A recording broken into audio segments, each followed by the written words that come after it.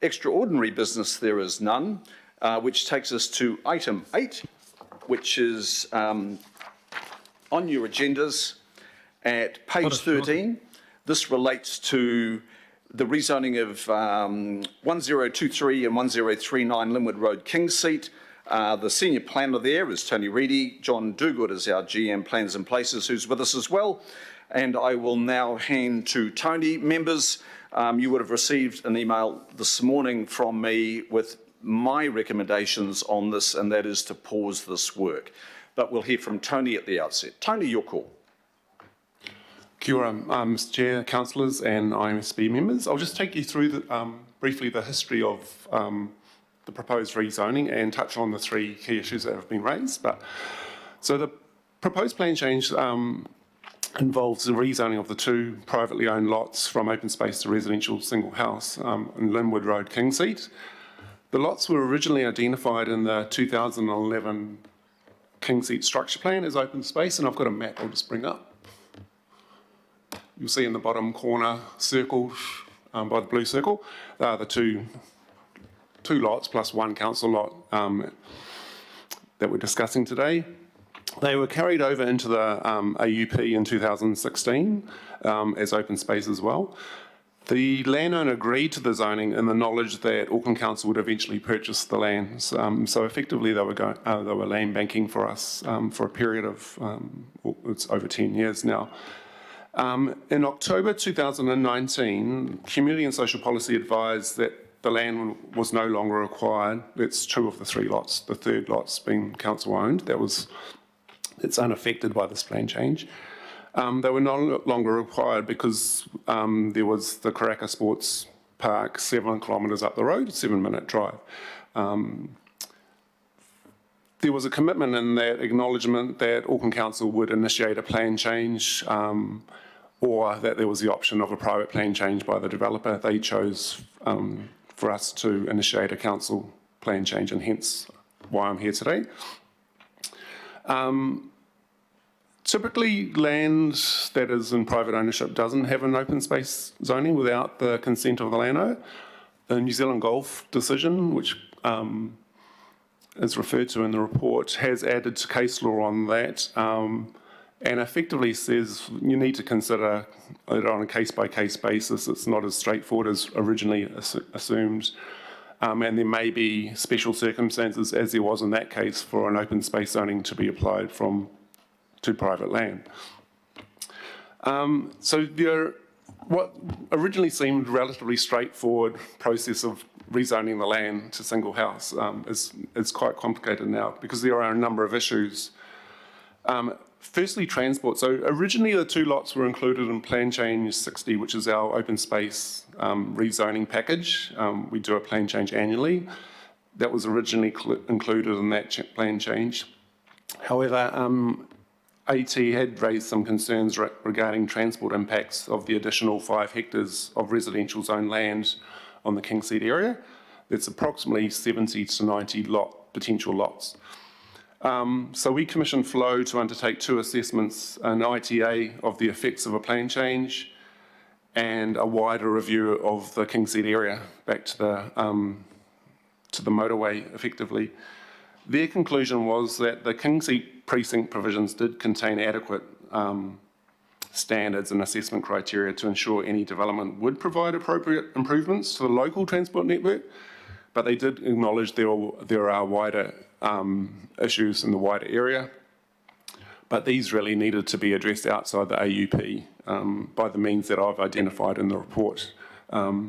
So essentially, the ITA gave the rezoning a tick. Then there are 3 water infrastructure issues.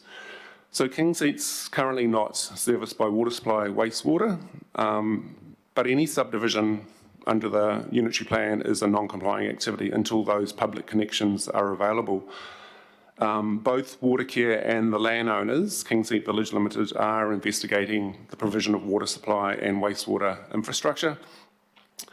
And just recently in April, King's Seat Villages was granted a consent for a water right in terms of water supply. John and I have discussed the rezoning with iwi.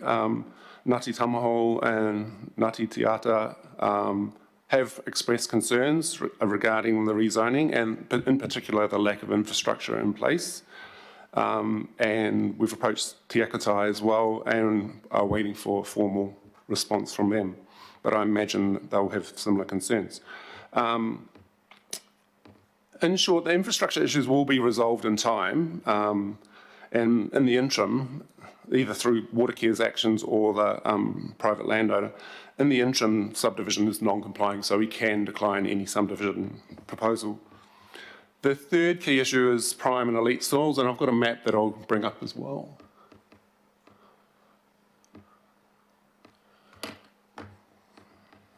So Kingseat contains both prime and elite soils. The two properties are in the prime soil zone. You'll see one of the lots is highlighted on the map, so they're just inside the prime soil zone for Kingseat. We are awaiting central government policy on highly productive land. That MFE website indicates that should be going to Parliament in July 2022. We've also heard a date of September 22. So it looks like action is imminent. We're also at the same time awaiting the outcome of the Pukaki decision from the High Court, which deals with elite and prime soils as well. So in the Auckland Unitary Plan RPS, we have an objective of avoiding development on elite soils and avoiding where practical prime soils, which are significant for the ability to sustain food production. So the decision to provide for urban development essentially, in my view, was made at the time of 2011 when that structure plan process was embarked upon and finalised in the early days of Auckland Council. So there is a decision there that land was to be urbanised. And as a result, Kingseat has live urban zonings in place to this date. And the two lots were in that, as you see, were in the original structure plan area.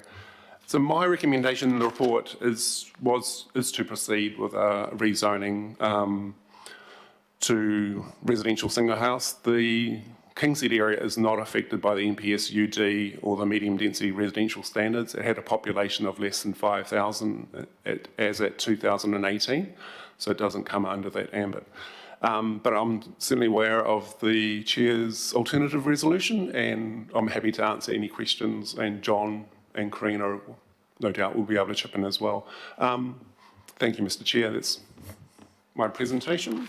Thank you, Tony. The Chair's recommendations, members, are moved by myself and seconded by the Deputy Mayor, and they are to pause any further work subject to getting direction on the National Policy Statement on highly productive land. I won't speak to that now, but it's moved and seconded, and now we will take questions on this. Do we have questions, please? Deputy Mayor. Thanks, Mr. Chair. Isn't it that things that are so simple end up being quite complex? That's a real challenge we have. Putting the elite and prime soils to one side, the expectations of the owners, I presume, because they were signalled in the goodwill to land bank this properties for 10 or 11 years or whatever it has been, and they will be expecting to get a reasonable, fair and equitable return from doing so. And if we look at shutting them down, returning this land back to rural, are we going to be open for any litigation? I imagine if we embarked on a plan change zoning it to rural, they would submit on the plan change, and then it would proceed through the plan change process, potentially to the Environment Court if they had an unfavourable decision. But yeah, it would be through the plan change process that they could raise those issues. Thanks, Mr. Chair. Thank you. Members, just for your information, the Deputy Chair and myself were charged by this committee to write to the Minister for the Environment, the Honourable David Parker, about the delay in the release, finalisation of the National Policy Statement on highly productive land. It's well over a year late, I think, Tony. It was anticipated over a year ago. The Deputy Chair and I wrote a letter to the Minister on 18th of March. The letter was replied to on the 6th of May, acknowledging our correspondence and I think acknowledging the concerns Auckland Council expressed in that correspondence. And the final paragraph said decisions on the proposed National Policy Statement on highly productive land is likely to be made at Cabinet in May 2022 and take effect in June 2022. Now, we haven't been able to get an update. Tony, have you managed to contact the Ministry for the Environment? Is there an update on the timing that the Minister has outlined in the correspondence of just 3.5 weeks ago? Their website says July 2022. So it looks like it's slipped a month or so, but I can follow that up through direct conversations with the relevant officers. Okay, thank you, Tony. Councillor Henderson, your question, please. Yeah, thanks, Chair. I'm a little bit confused by both the report and the presentation, and I hope it's not just me. Could I ask staff to bring up the slide around the classification of soils and maybe talk about it in more detail so we know what we're dealing with? Because I find that map quite confusing. Yep, that's the one. Yeah, no, back. Yeah, so if you can explain that one in greater detail, that'd be great. The map is of a wider Kingseed area. You'll see one of the lots is highlighted on the map and the other one is adjacent to that. There are two categories of soils in the area: elite soils, and that's the darker green shading, and the prime soils, the lighter green, which essentially covers the Kingseed village area. Those two categories relate to the land use capability classes of 1 under elite and 2 and 3 under prime soils. Okay. So I think I'm getting there. So can I just confirm we're talking, in this particular site we're dealing with, this is a prime soils site? That's correct, yeah. Cool, thank you. Thanks, Chair. And I reserve my right to speak. Thanks, Councillor Henderson.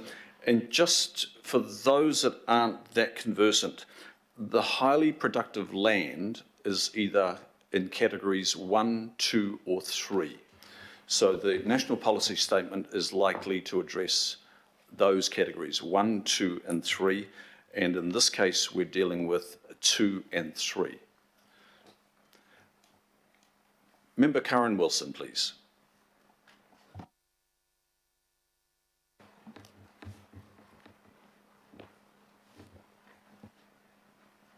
Member Wilson, can you hear me? It's your call with a question.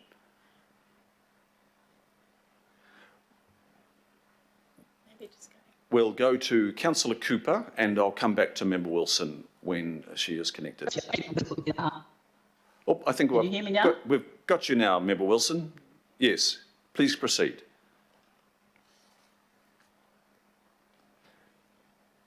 You may be on mute now, Karen.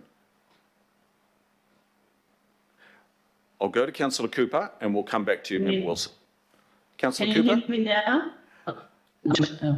Oh, We can now. Are you with us finally? No. Okay, we're going to go to Councillor Cooper, please. Thank you. It was around the expectation, I think, of this plan change from the developers, but if we don't go ahead with this, can they just go ahead with the private plan change anyway? That's correct, they could. They've got the option of that, yes. Okay, that would put it off anyway for a while, but thank you. And is this also just, are we going to be consistent around this when we can't get infrastructure, no hope of infrastructure? Are we going to be consistent in this sort of approach? There would be consistent. In future plan changes? The Kingseed precinct does have specific provisions relating to this lack of infrastructure, and I think these were debated through a consent order back in 2015. So yeah, it is a unique. I think it's a unique situation in that it's been derived from a consent order. Okay, thank you. Appreciate that. Thank you, Councillor Cooper. Member Wilson, your call again, if you can hear us.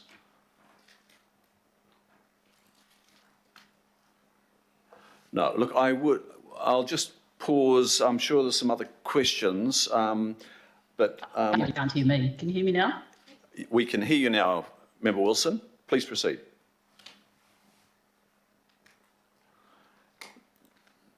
No, please feel free to phone in if you like, Member Wilson, or pose your question directly via email to Kalinda Iswar, and I'll make sure it's relayed. In the interim, I'll go to Mayor Goff, please. Yeah, it's just really a clarification. The impact of Yeah, adopting... I'll let you. Sorry, if Karen's here, we'll take advantage of her being available now. One last try, Karen. We'll take your call. Okay, Mayor Goff. thank you. Just to clarify the impact of the Chair's recommendations, which would be basically to defer this decision until we see what's in the National Policy Statement on elite soils. How's this? We'll take your call after Mayor Goff, Member Wilson. Okay, hybrid meetings are always going to be difficult. The impact of the Chair's recommendations would be to just hold off making a decision on this till we see what the relevance of the National Policy Statement on prime and elite soils may be, and whether it would be relevant to a decision in this case. Is that essentially what we're agreeing to do? And judging from the information you've got, Tony, this is only a matter of deferring it, we think, for a month or two. That's correct, and there are wider infrastructure issues to address anyway, so the deferment really doesn't prevent them, landowners, from proceeding. Yeah, so, you know, we can talk about whether there'll be a private plan change or whatever, but if it's only a short-term deferral, presumably it won't have implications other than to allow us to make a more informed decision on the basis of knowing what's in the NPS. That's correct, Mayor Goff. Okay, thank you. Thank you.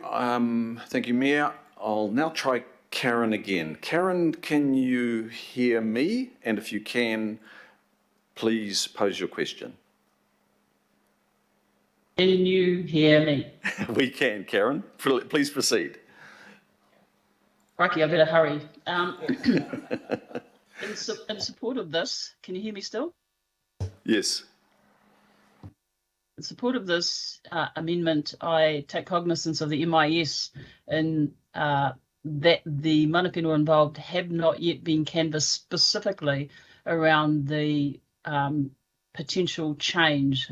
When they were involved in the beginning, they clearly had a view that it was to be open space, and they haven't had the opportunity. Also, in terms of the advantages, disadvantages that are expressed, from a Māori perspective in terms of additional housing, I'm not sure how that configures and how it's beneficial to the Māori local community of the single dwelling. From that perspective, we would tautoko the need to at least pause until those that commentary can be incorporated within the report. Kia ora. Kia ora. Tony, an important point there. Plans and Places GM John Duguid, I think, would make a comment to that. Kia ora, Chair. Kia ora, Karen. The Chair's amendment would certainly give us more time to work with mana whenua and explore these issues a bit further. As the report states, Ngāti Tamaoho, Ngāti Te Ata have made it quite clear they have concerns about the lack of infrastructure issues being resolved. That was their primary issue. I guess with more time we could explore further with the two iwi and other mana whenua groups, in particular Te Ake Tai, what other issues may be of concern. So it certainly gives us a bit more time, so there's that benefit as well. Yeah. Thank you, John. Do you have a supplementary, Member Wilson? No, fine, thank you. Thank you. Are there any other questions? Members, I'll go to comments then. Briefly from me, being the proposal, I have canvassed this with the Deputy Mayor, of course, the member for Franklin, who supports this. I've also canvassed this direction with the chair of the Franklin Local Board, Andy Baker. Now, I did receive an email. The board can't actually make a different view known other than that is recorded in the agenda. But Andy's reply, just so that for the benefit of members, was he was reasonably comfortable with proceeding. But he did question the soils. I don't think he had quite the right identification on the soils. But look, that aside, the motion is before us. Members, the background to this is we've been long expecting this national policy statement. Now, the government might have very good reason why it has not been a priority on their agenda. They've just come through the budget process, and I understand there's a lot of attention to other matters now through the various ministries, and I'm confident that Minister Parker will be attending to this, as he indicated in the letter of reply to myself and the Deputy Chair. But the Auckland Unitary Plan emphasises, the protecting of highly productive land, that is classes 1, 2 and 3, but slowly we're being chipped away at through applications, be they private plan changes, possibly led by us in fact, in this instance, or private plan changes. 19% of highly productive soils were occupied in the legacy district plans. That was pre-16. That is now increased to 28% under the Auckland Unitary Plan, and that is growing. So we've seen plan changes come in the absence of direction from central government.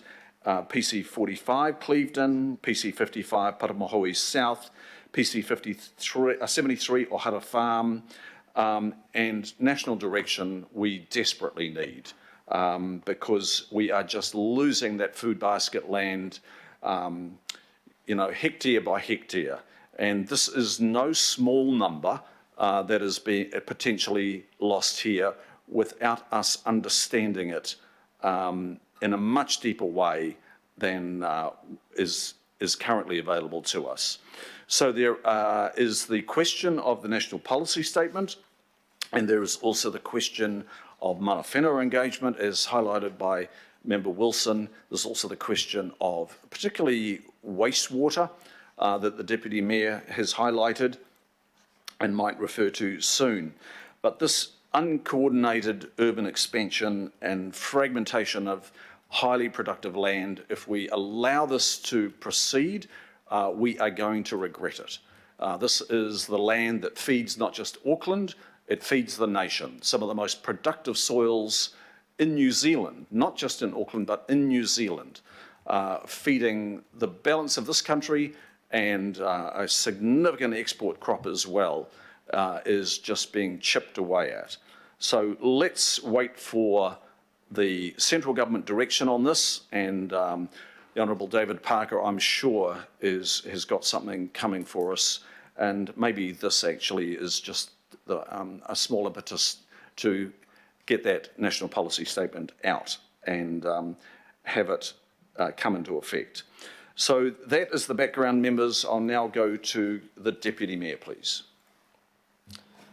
Thanks, Mr. Chair. I'll be supporting the recommendations because we need a little bit more time here. Yes, 10 or 11 years has passed, but this has come to a pointy end. A couple of things for councillors' understanding. Yes, Mr. Chair, you are correct about the elite soils. Speaking to the Chief Executive of Horticulture New Zealand on Monday evening, and she informs me that they have been told explicitly by the Minister that August, September will be when alleged lands. But it has been complicated by the fact is it's not as simple as just protecting class 1, 2, 3 soils. It's, rural production, some of the most important rural production comes off under glasshouses. And the biggest challenge horticulture production have is actually reverse sensitivity, because productivity is actually lifting. The second question is to do with water care. So there has been plans for a number of years for a new wastewater treatment plant at Waiuku and Clark's Beach, or just one with piping in between. That was challenged by the Manukau Harbour Preservation Group to the courts. The decision was then, they lost, the decision was Waterkey was going to proceed with a plant at Clark's Beach and pipe Waiuku waste up there, I believe. Then Waterkey decided to put a green lens over it, as they should do, and they are now going to be making their decision also in August about whether it's going to be one plant in Waiuku or one plant in Glenbrook or two separate plants. And I don't know what the answer to that is, but all this will come into back to us for our decision making in that latter months, which is probably quite good timing in the end for a fully informed discussion. Thank you, Mr. Chair.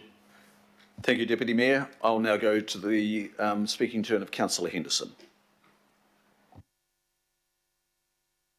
Thank you, Chair.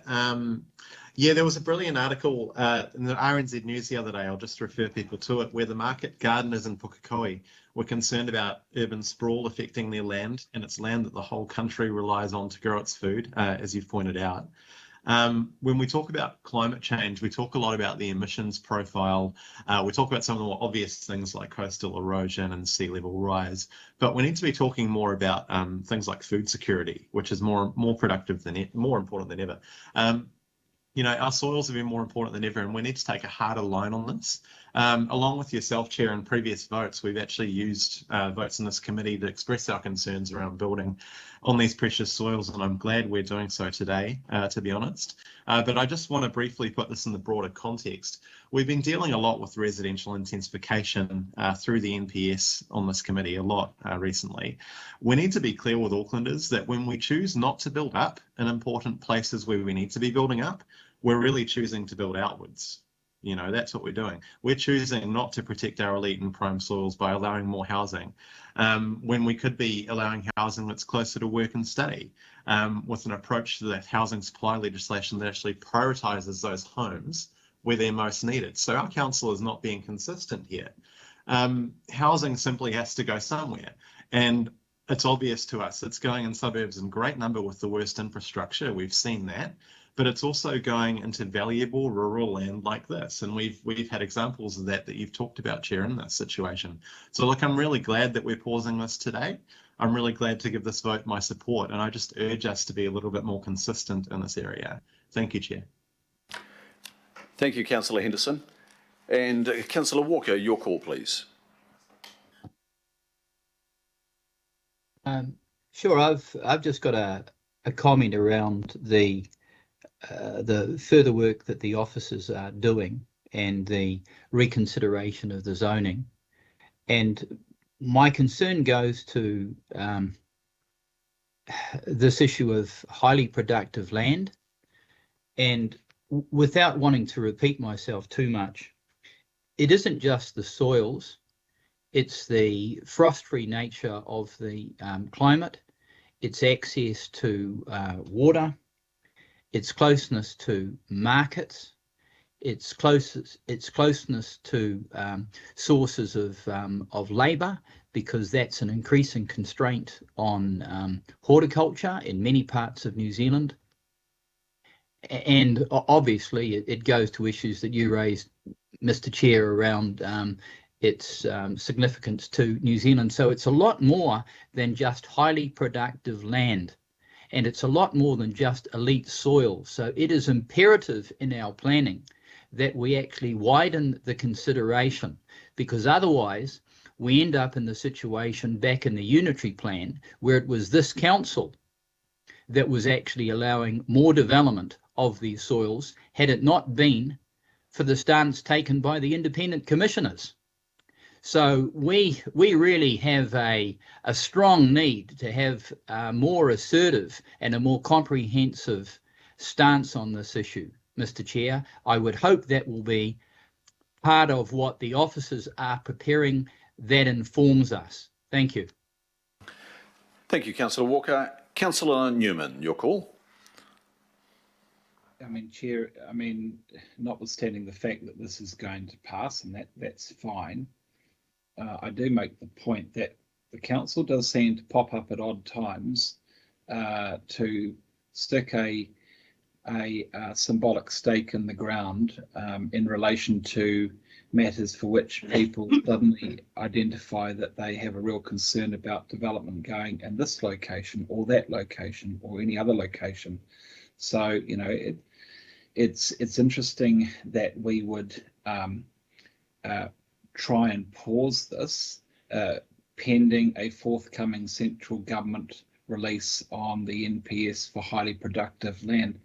Parliament hasn't required that we hit the pause pending the release of that document. We have wanted, well, we are going to want to hit the pause for central government, but actually it doesn't mean to say that this won't necessarily happen anyway, because of course there is another remedy for the property owners.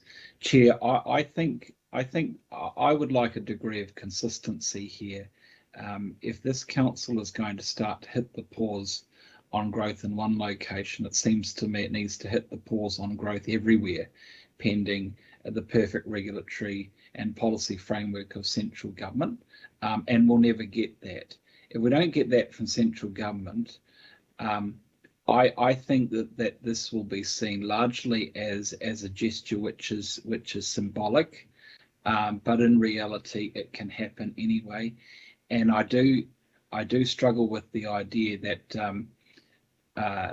you know, we can have a concern about the impact of fragmentation and growth in places like Kingseat, when in reality all of what we have consented in Kingseat and Glenbrook and Waiuku and Clark's Beach and other locations already has a consequential impact, as all of that traffic does channel up onto the existing local road corridors around Papakura and in Drury, and the pressure is on that network.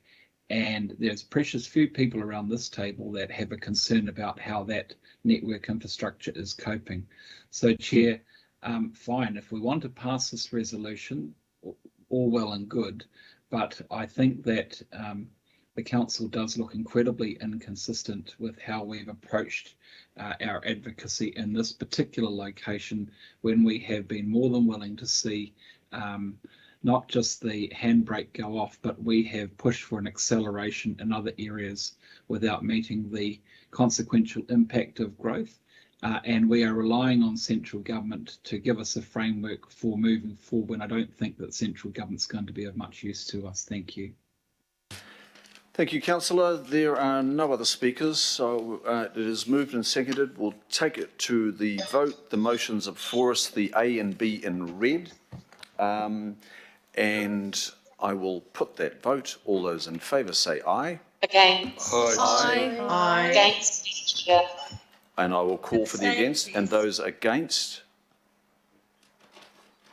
Councillor Mulholland. Councillor Mulholland. Thank you. And an abstention for Fletcher. And I have an abstention from Councillor Fletcher, a vote against from Councillor Mulholland. I do declare the vote carried, but I will note, I'm assuming the two members would like their votes recorded, Councillor Mulholland against and Councillor Fletcher abstaining. Thank you. Thank you.